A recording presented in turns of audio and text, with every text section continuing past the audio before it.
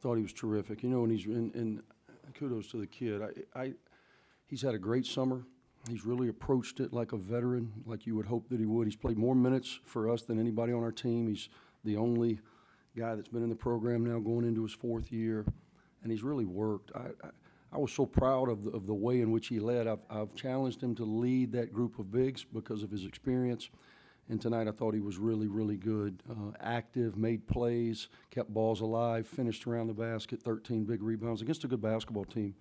You know, Louisiana, Lafayette's a good team. We knew that coming in, and they challenged us early. It was good for our team. I thought we were out of sorts a little bit in the first half, settled in the second half, and was not only able to be more efficient offensively, but I thought defensively we really locked in. First shot defense was good for us really all night. Transition D was bad early. And then they were hurting us on the offensive glass, and we got better at that in the second half. There's been a lot of talk from us, from you, about the depth of your backcourt. Did you feel like that sort of showed in the second half? I thought they got a little tired. Sometimes that happens when you're behind. You know, tonight I thought Terrence Davis, he ends up with 21, 7, and 4, and I didn't think he was very good early, and he was sitting over by me for a long time until I wanted him to get his mind right. I thought he was forcing some action. I thought Bree had moments.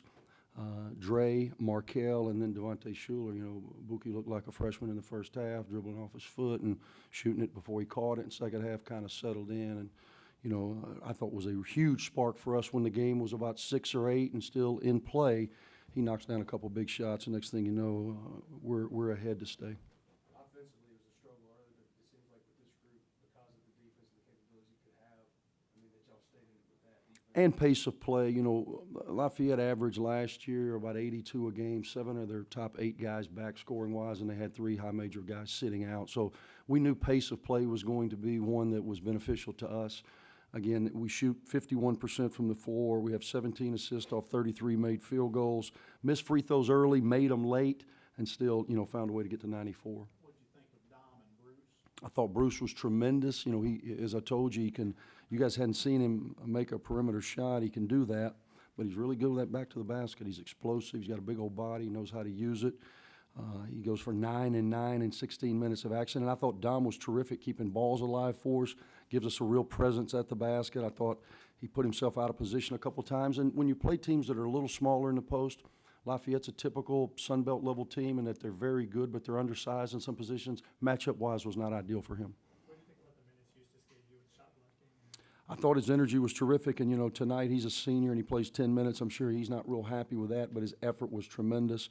You know, we've got about a 9-man rotation right now, and those 9 are going to be in on Monday and the following Friday and probably for the foreseeable future. And if KG was not so good tonight, Eustace probably would have been a little heavier in the minute category. But, again, hopefully that's where the depth of this team will show throughout the course of the season. How many would you ultimately like to have in the rotation? 26 would be the ideal number. Since they only allow us 13 scholarships, it's probably a 2-year turn for me to get to that magic number.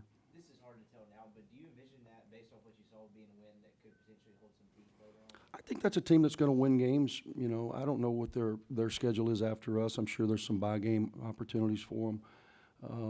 But that team's going to win games. They're good. They've got inside scoring. They've got good guard play. They've got veterans. And those are typically the teams, again, at that level, the one bid level, that make that run. And I foresee them doing very well. Is there anything you want to say about anything more than your statement about Raheem? Yeah, he's just on a medical leave. He's having some health issues, and it was best for him to step back. I don't know if you noticed, but being a basketball coach is not the best thing as it relates to your stress level. It's kind of stressful over there where I'm sitting. You get that vibe? So, I mean, yeah, we were just trying to eliminate him from some stress, and, again, hopefully he'll be back with us sooner rather than later. So what's your biggest takeaway from tonight? What you learned? 18-point win, go Rebels. I like everything. I liked our fight. We didn't play great early. We kept with it. I thought we made some adjustments in game as it related to guys starting to settle down, making the extra pass, starting to really formulate who we can be as a team. I thought we got contributions from a number of different people. And, again, I think we beat a quality team by 18 points on a night that we did not play our best. I want to say this. I've been here 12 years. Many think about 10 too many. But without question, the best crowd for an opening night. And was it Dollar Hot Dog Night? Wasn't even Dollar Hot Dog Night. Just imagine if we'd had Dollar Hot Dogs, we'd had to push them away. Concessions did play a big part in it. Man, I was really, really pleased, and I was glad that we played in a way that hopefully they'll come back. So the Rebel Nation showed up for us in a big, big way, and I want to thank them publicly for that. When did you get worried about Markel being cleared?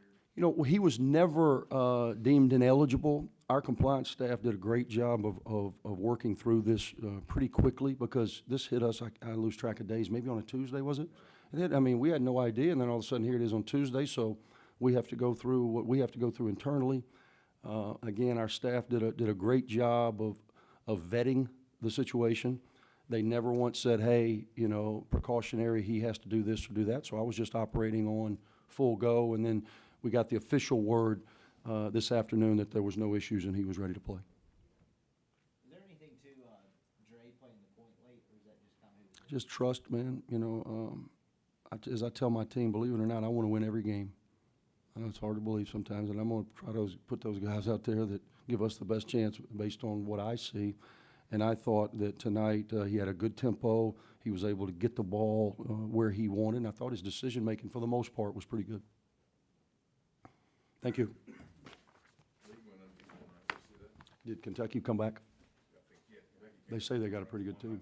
They, who'd they play? I saw Texas A&M, West Virginia. That was a crazy game. Yeah, and they were down like 13, so it was like a 36-point.